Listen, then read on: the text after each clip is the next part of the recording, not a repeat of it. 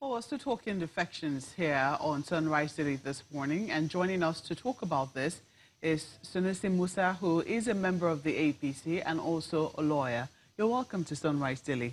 Thank you, Mark. Good morning, viewers. Good morning. Now, I don't know if this has caught you by any surprise, all that has been going on in the APC, the defections that we have seen from the APC to the PDP, and well, we don't know if this is anything to go by. Some people are saying that they're going to see movements in the coming days, that there will always also be defections from the PDP to the APC, or maybe from other parties as well to the APC. But has this come as any surprise to you, who is a member of the APC and also, I'm sure, a political observer? No, certainly it has not come. In fact, if there is anything that is surprising, is the move by some members of the PDP. Perhaps they have seen the light of the day. But all those who have moved out from the APC are people whom we have long expected to move out. These are people on the record that have consistently tried to derail the APC from delivering its services to the people. People like Dr. Bukola Saraki, who has done everything possible to block so many things that the government of the day promised the people. We are aware, all of you are aware that Dr. Bukola Saraki blocked the passage of the special anti-corruption courts, which could have made the success of the fight against corruption more than what it is today. And but some people will argue that if you did not see it coming, if it's not a surprise, what did you do to stop it? Because some people will say that from day one, when he emerged as Senate President, all was not well with the party. He emerged as Senate President against the wishes of the party.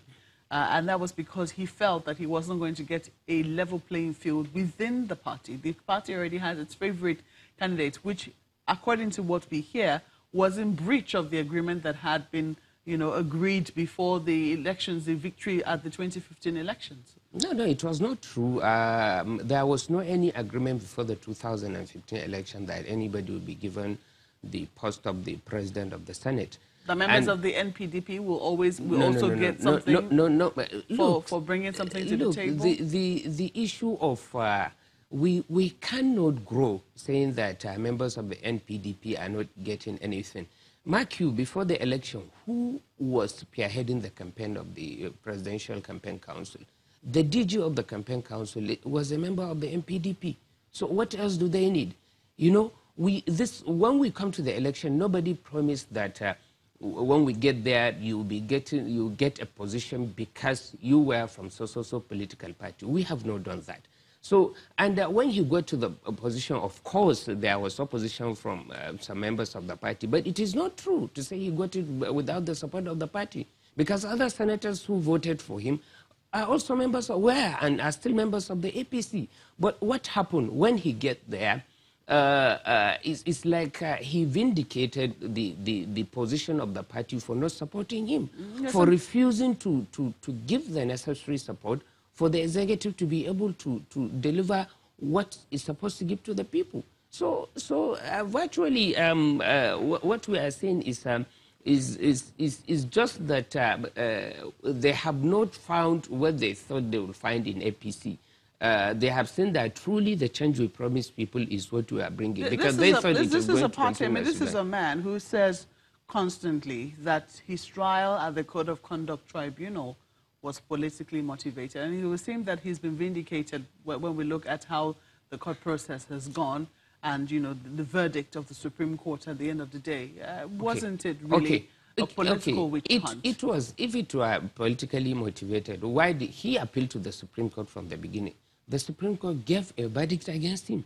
And now the Supreme Court gave a verdict for him. So what we are saying is he trying to say that the Supreme Court before was in its judgment against him when he challenged the jurisdiction of the court was politically motivated? Look, the executive has a duty. The duty is to prosecute those who are suspected to have committed an offense. And that does not mean because you are accused of an offense, you are guilty. It is for the arbiter, impartial arbiter, to find that. And at the end of the day, the judge found out that, yes, what he was been accused of committing, he has not committed that, and I congratulated him for that. But that does not mean we can't get out this country from where it is if you continue with the way PDP run this country, that because you are in a position you cannot be prosecuted, nothing will be done to you. A trust of the people now become a ticket for people to abuse the law and run away from it, and to have protection with the trust of the people. Certainly, you cannot have that under the present administration of President Muhammadu Buhari. And that is where they are moving out. And I'm happy that they are moving out. By 2019, by next year, Nigerian people will decide. All those, because I am sure the Nigerian people will give another mandate to President Buhari. And those people who think they are moving out from the party, which they said we have not met the expectation of the people, Nigerian people will give them an answer. Some people will say that perhaps the APC is just bitter. I mean, when we look at the reactions that have come out of the APC in the wake of the defection of the Senate President and a number of other stalwarts, like the defection of Governor Otom of Benue and also Governor Tambowal of Sokoto, some people will say that sometimes the rhetoric of the APC has been totally unnecessary. Some people say, oh, God is helping us remove rotten eggs from the party. I mean, these people were in the party all along. The party never said anything about them being rotten. They were praised while they were in the party. All of a sudden, they are the sand in Gari, they are the stones in rice, they are the rotten eggs in the party. If we maintain this sort of rhetoric when people leave parties, how do you then justify when people defect to your party? Do you say you're accepting rotten eggs into your own party, considering, you know, the fact that this is all a political game? Look, when you want to correct your son, you don't just go to the public. When they were members of the party leadership have been talking to them. Because, look, I have been to Sokoto so many times. What has Governor Tambowal achieved in the 3.5 years that he has been there? This is somebody who has not spent 6 days at Ego in Sokoto.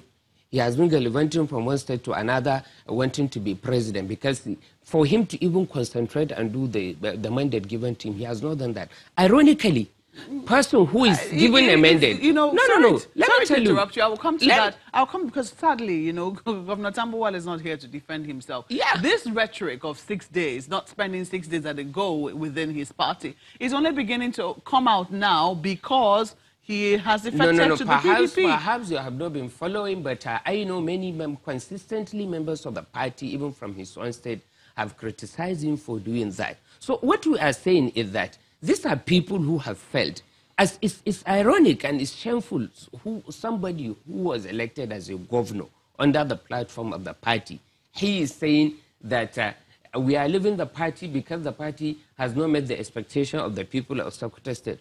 For goodness sake, is APC, APC doesn't have a soul.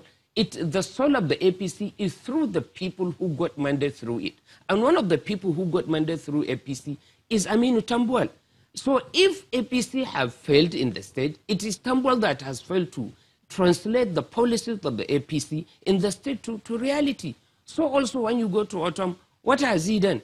All the money he collected, salaries he cannot pay. But he was there, I mean, trying to ignite crisis in the state, wanting to use that to